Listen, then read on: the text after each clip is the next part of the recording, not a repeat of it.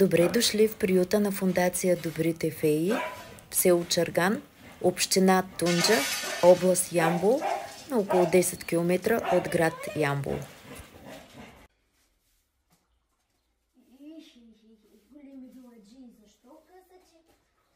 Днес ще ви направя една виртуална разходка из приюта и ще ви покажа една съвсем малка част от ежедневните ангажименти към един приют за безстопанствени кучета.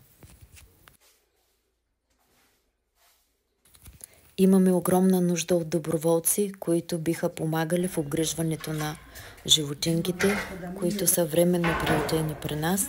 Някои, за съжаление, не толкова временно, защото има липса и на осиновители. За полагане на изцяло адекватни грижи за животинките в приюта имаме нужда от гледач. За гледач е нужна заплата, а средства за заплата фондацията няма. Фондацията е на самоиздръжка. Да мечтаеш да имаш приют за безстопанствени кучета и реално да имаш такъв са две коренно различни неща. Да спасяваш от улицата пострадали или тежко болни животинки, които без твоята помощ биха умрели, диктува цялото ти ежедневие, целият ти живот.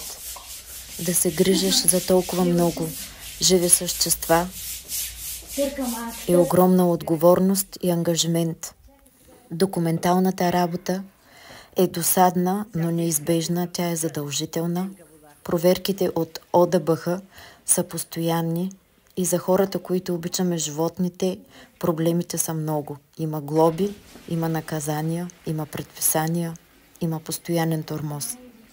Щом извършваш тази спасителна дейност с цялото си сърце и душа, с цялата си любов, неизбежно е психическото ти и душевно състояние да варира нагоре и надолу, подобно на човек болен от биполярно разстройство.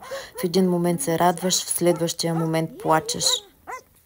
Често си отчаян, но не можеш да се откажеш от това, което си започнал, защото няма кой друг да продължи, няма кой да поеме щафетата, няма кой да поеме отговорност за тези живи същества. Ти си всичко за тях, всичко. Без теб те не биха оцелели.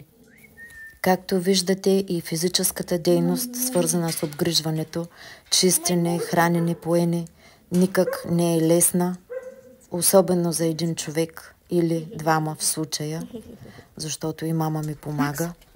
Понякога, но много рядко има доброволци. За съжаление има голяма липса на доброволци.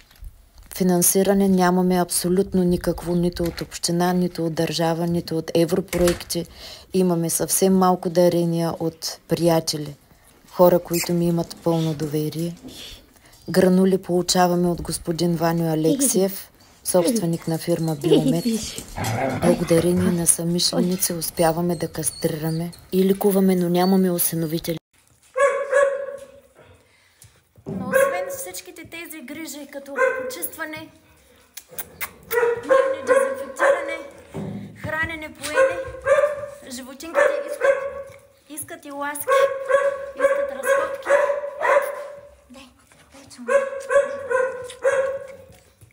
А това време и сили нямам. Помощ, хора, помощ. Миличките на мама. Миличките, много ви обичам.